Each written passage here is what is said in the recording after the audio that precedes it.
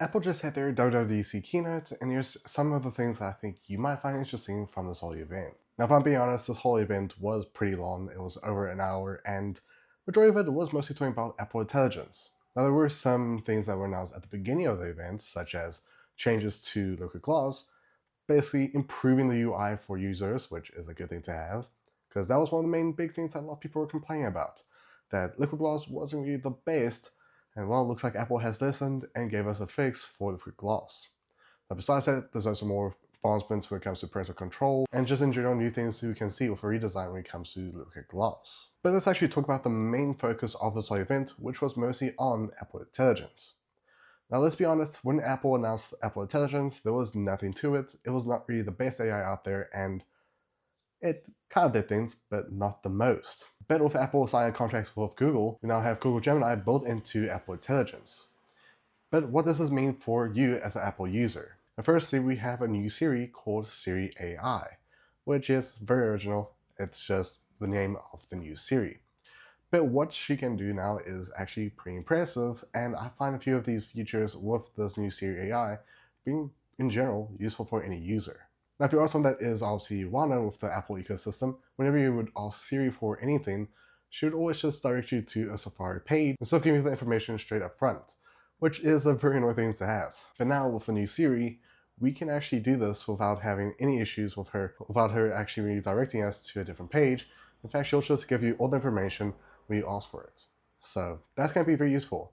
And what's nice is you can actually continue the chat when you ask Siri, and just text to her and ask her more questions about that topic, which I think in general is a nice thing to eventually have. And obviously this was found with some other devices, but it's nice that Apple has finally done this and makes it more usable for any user.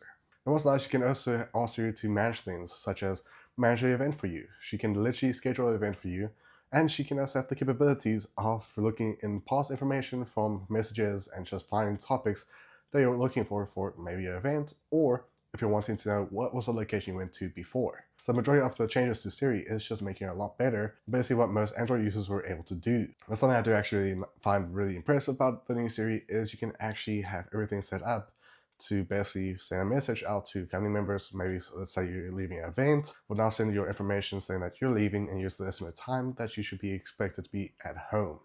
So that's going to be very useful, especially if you're planning to go out a lot and you have people that wanting to know if you are home safely or if you're leaving. Now, besides that, the image generator for Apple is a lot more advanced now and can actually make good images, because let's be honest, I tried a few times before with the current one we have. It's not that good. It is literally making the worst images. But now it's even more improved and actually makes some good images for once. But that's where we can actually segue to a different part, which is the new functions you can do with your camera app.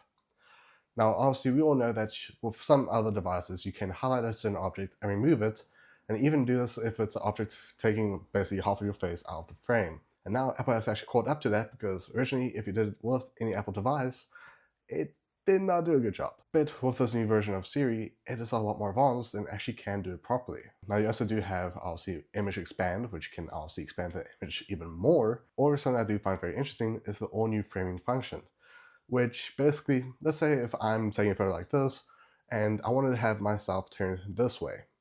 Well, with reframing, you can literally turn the image to this way, and sure, you might see a gap, let's say this side, but with generative AI, it will fix that for you, and obviously just makes it a lot more better. And this is actually mostly because Apple is very invested into the spatial scene when it comes to obviously them using their Vision Pro. Now, of course, there are so many more AI functionalities, but I'm not going to cover them all in this video because a lot of them are just about improvements and just in general, Apple trying to just improve what they have already.